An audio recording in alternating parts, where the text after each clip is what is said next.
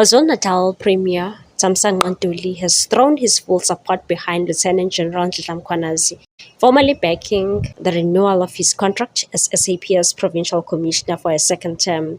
The endorsement comes after Ntuli met with National Police Commissioner General Fani Masemola ahead of the expiry of Mkhwanazi's current term on 30th March 2026. Ntuli praised Mkhwanazi's exemplary leadership and unwavering commitment to integrity within the police service, describing stability at the top of the SAPS as crucial to public safety and the province's economic prospects. Ntuli said Commissioner Mkhwanazi has been instrumental in confronting KwaZulu-Natal's most pressing security challenges, from organized crime and extortion rackets to political killings. He stressed that the continuity in policing leadership will be vital as the province navigates a volatile crime environment and heads towards local government elections.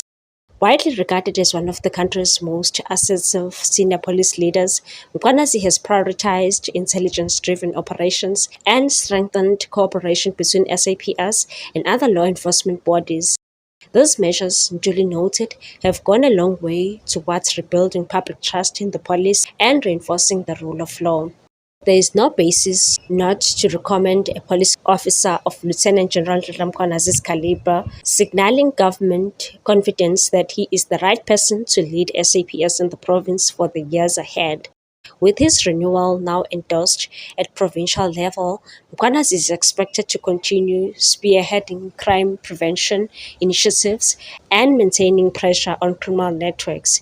Ntuli said the provincial government will remain a committed partner to SAPS in its broader mission to protect communities and ensure that KwaZulu-Natal residents can live and work without fear.